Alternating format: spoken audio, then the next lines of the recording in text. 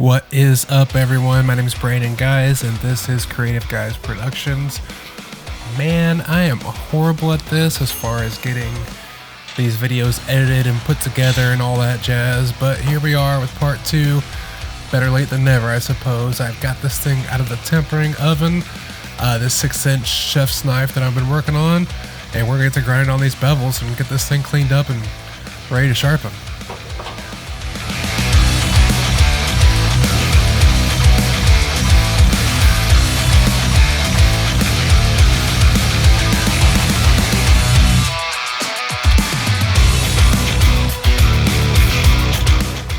Alright, we're going to go ahead and speed this thing up so we can get to moving. Go ahead and grab a 60 grit belt. It's not a new belt, it's pretty worn one. And we're going to go ahead and get to working on this thing.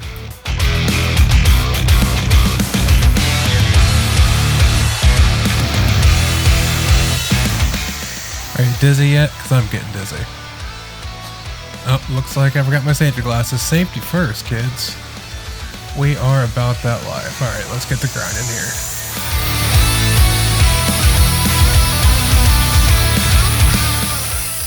So this is a 60 grit belt. It's pretty coarse. A lot of this is just getting all that scale off from the heat treat and from the temper and all that.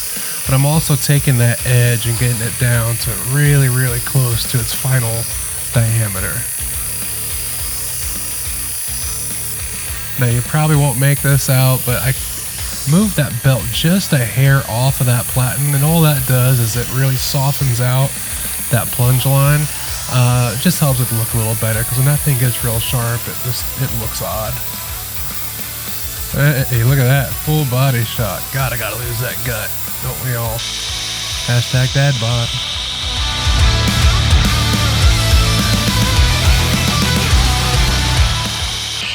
So all the grinding footage thus far has been sped up pretty good. This is an actual speed, just to kind of show what this process is like and the speed it actually moves at. I'm still working on the 60 grit belt. I really want to get this edge down to a width that I'm comfortable with before moving up into grits. Alright, so I've skipped ahead just a little bit. I just took off an 80 grit belt, bumping up to a 120. Now we're kind of getting into the finer grit territory. These combat abrasive belts are just great, but this is quite a bit finer than where we've come from. You'll see here I grab this kind of this little wax paste that combat abrasive sells. They say it makes the belts last longer. They may be right, it may be BS, I don't know. I use them just to see. I don't notice a lesser performance from the belt, so I figure if there's a chance it'll make it last a little longer, then all the better. So now that we're working on this 120 grit belt, I have slowed the machine down quite a bit. I'm not pressing nearly as hard. My goal is just to get all of the 80 grit scratches out of this bevel, but with these finer grits, the finer the grit you go, the more heat they build up. And the last thing I want is to see that edge turn blue or black, because at that point I've completely ruined my temper and we're back to the drawing board going through heat treat again, if it's even salvageable from there. So I'm going quite a bit slower. I'm not pushing very hard. I'm really just trying to smooth out those grind lines, get them nice and uniform.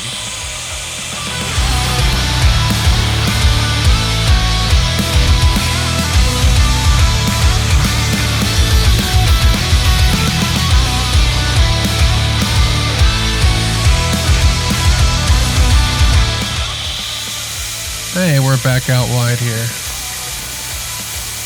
And this is actual speed, so you can really see exactly how slow I'm trying to work this. I'm really not trying to rush it because, like I said, that edge is she's a fickle one, by God.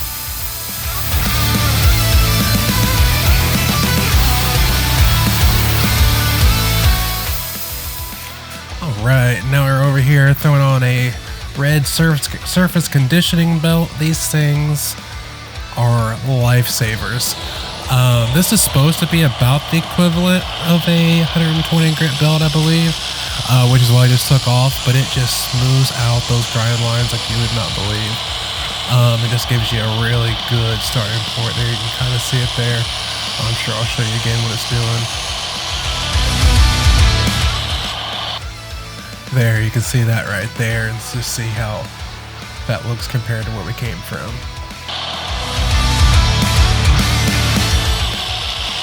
And again, just like with that 120 grit belt, overheating is a real issue, so you'll see me go to the water quite a bit. Again, that edge turns black or blue, and it's over with.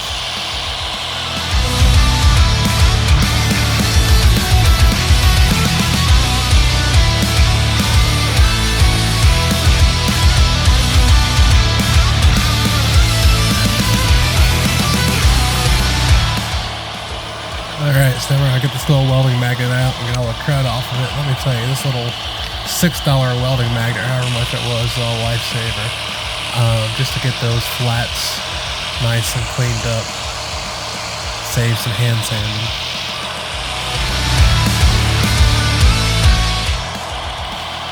There you get a good look at how those flats look with this maroon surface conditioning belt. Alright, and now we have come over to this blue surface conditioning belt, which is just a little bit finer. I forget what the grit this is supposed to be is. It's a little bit finer than the maroon one.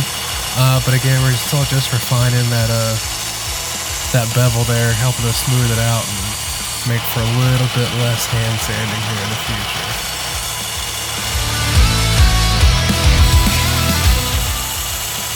One more time, big shout out to Brian Housework. He's actually right next door over in Fort Myers. He's the one who designed this grinder that came as a kit that I put together, and I'm absolutely in love with this thing. It's just a great piece of machinery. So shout out to him for coming up with some great products. I told him, I said, the way he works, just about anything that he makes, I will end up buying. I guarantee it.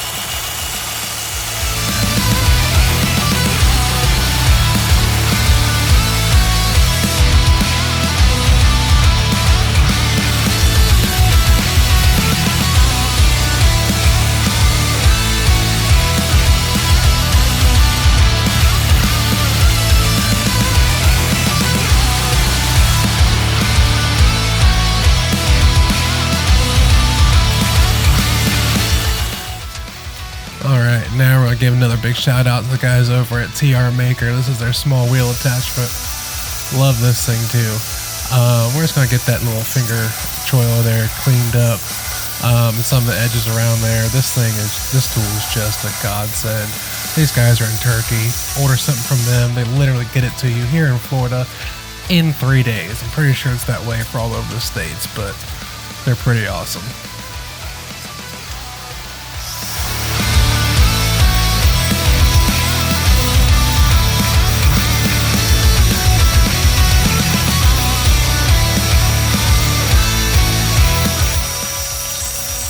Now, we all know that there's nothing better than watching somebody hand sand. I mean, it is just the most excitement anyone has ever experienced ever in their life. And I'm absolutely lying to you. So we're going to speed through this little clip here, and I'm not going to bore you with too much more of it. Just know that it's arduous. It sucks. It is the worst part of the process. Is it necessary? Yeah, sometimes. I try real hard not to do it too much, though. Yeah, that's hand sanding. Woo.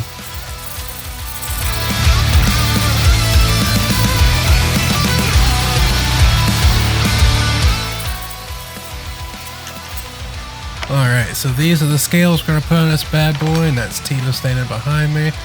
We're going to get these things prepped up and ready for glue up.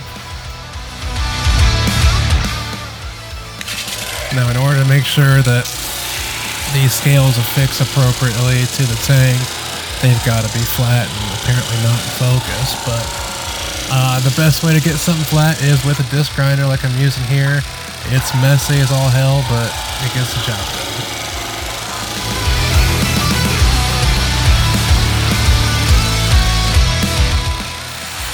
And so now that we've got those things flat, I'm just using the knife as a jig and putting holes in these things that the pins will go through before we get ready to glue up.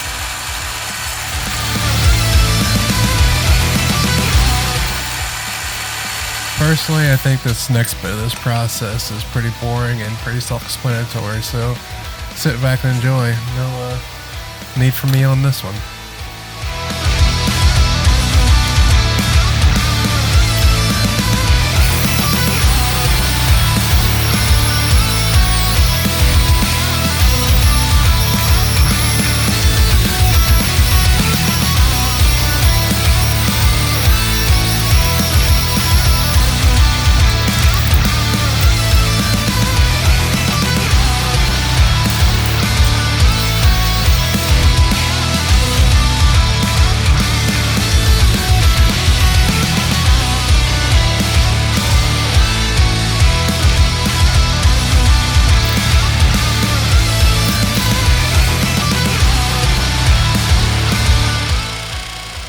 Alright, so we have got the unglued scales in the vise. So what's next? You guessed it, more hand sanding. God, I can't wait. Now, I make jokes. I don't enjoy this, but this is actually really important. This top part of the handle scales, this is the only time you're ever going to be able to reach it. Once it's glued on, you're not going to be able to sand that without screwing up the blade or scratching the blade with sandpaper. So I take this up to about 800 grit, which for this area on this material is pretty good.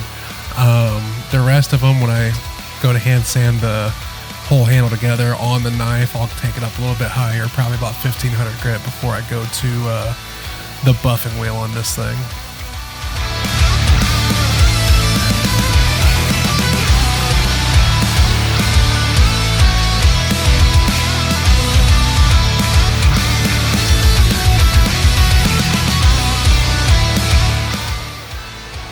Alright, now let's get everything prepped for glue up.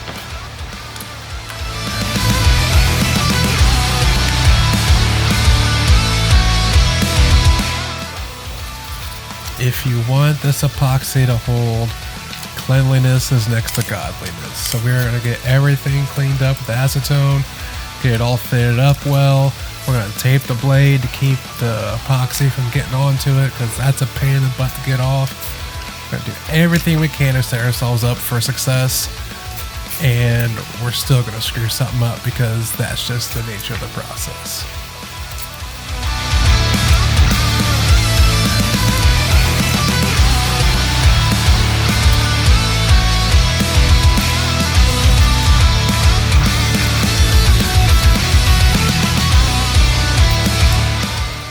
Alright, this part is pretty self-explanatory. Half and half with the JB Weld clear weld. We're gonna spread this stuff on, put the pins in, put the knife on, spread more on, put the other side on, get it clamped up and ready to go, and we'll be off to the races. We're gonna leave this to dry overnight and come back to it, and we'll get these handles shaped up, and by God, we'll be ready to sharpen this thing, and we'll have a fully functioning kitchen knife on our hands.